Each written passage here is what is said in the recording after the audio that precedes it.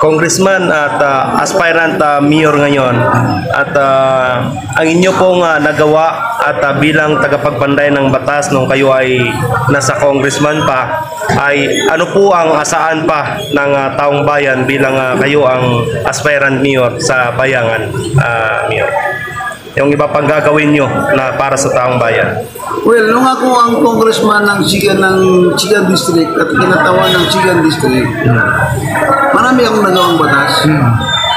Before nung malasakit na ako, nagbigay na ako ng tulong sa lahat ng mga may sakit.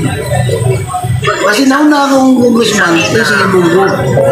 Kaya yung during my time, yung mga soft project ko, binigay ko yan sa health. Kaya kahit siya na ako magpunta, maraming lalapit sa akin, salamat sa tulong mo. Ganun si John.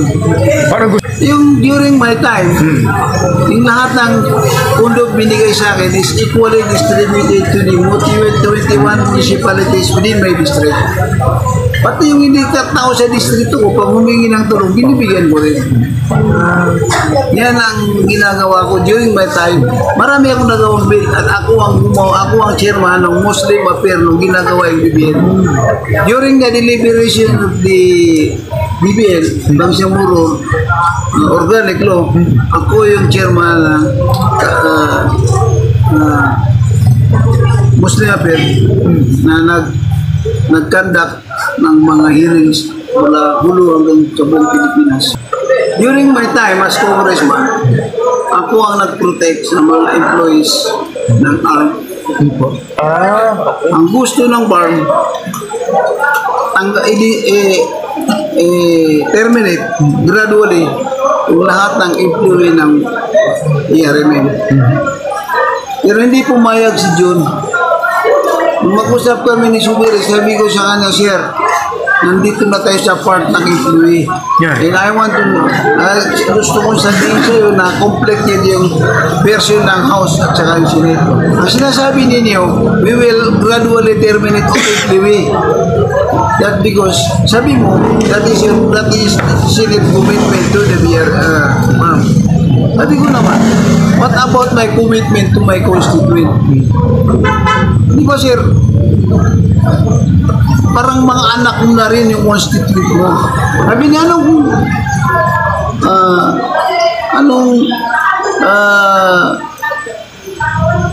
commitment mo? Sabi ko, 7,000 plus or 7,900 or something out of the 31,000 to be terminated na employee ng ARM coming from my district. Hindi ako papayag na ma-terminate yung lahat ng empleyado ko sa aking distrito.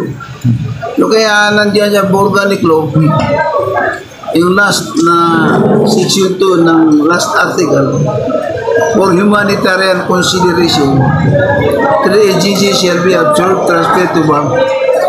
And that is the amendment of Congressman Papanday, which the whole body concurred, the Congressman and the Senate also all concurred. Gusto nila yung batas ko. Kaya hindi na terminate yung DepEd. Anong kulang doon sa munisipyo? Yun ang gagawin natin. Yung mga kalsada na hindi pa tapos, hindi pa nagawa, gagawin natin.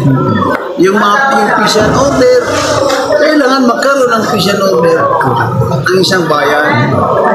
Ang mga programs ng gobyerno, kailangan ipatupad. Yun ang dapat ilagay kung may kulang man. Tulad dito sa amin sa Tubaran. Nung kumandidato ako ng 2001, ang sinabi ko sa tao, kung anong kulang ng administration, pupunuan ko. Wala kaming kalsada, wala kaming health center, wala kaming eskwelahan. Ginawan ko ng parang, nagkaroon kami dito.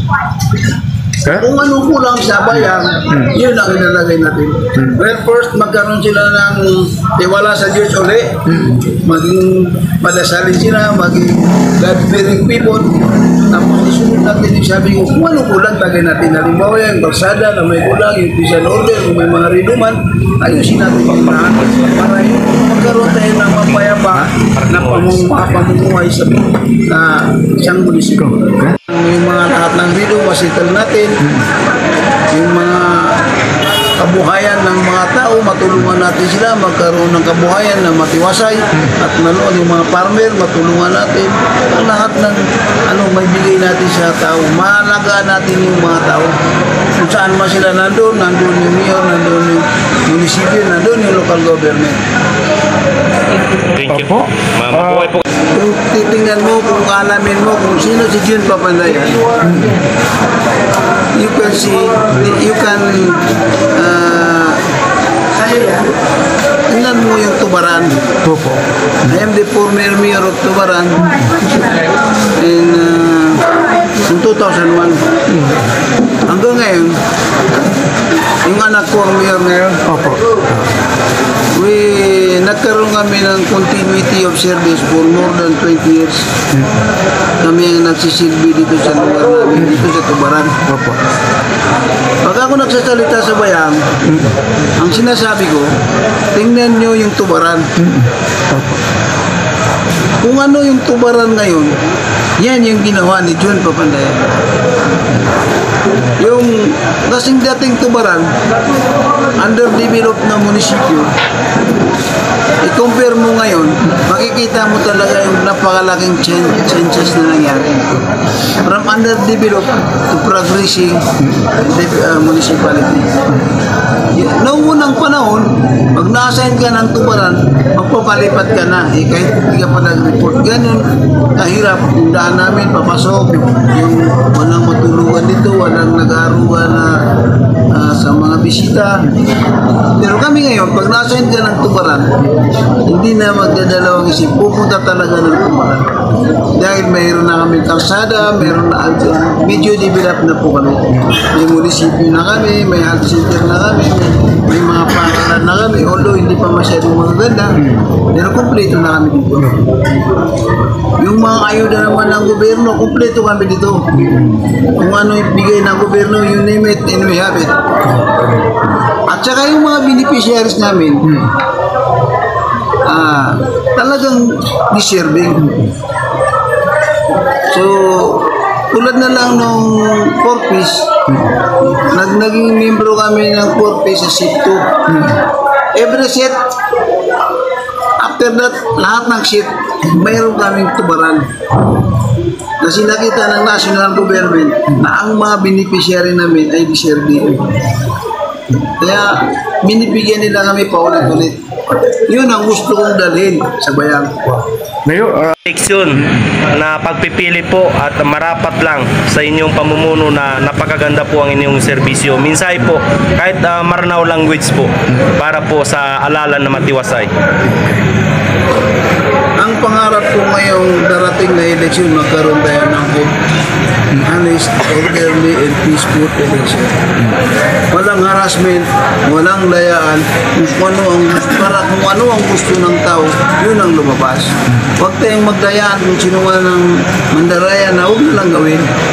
Para, what is for nanalo ka, dinaya mo yung kalaban mo.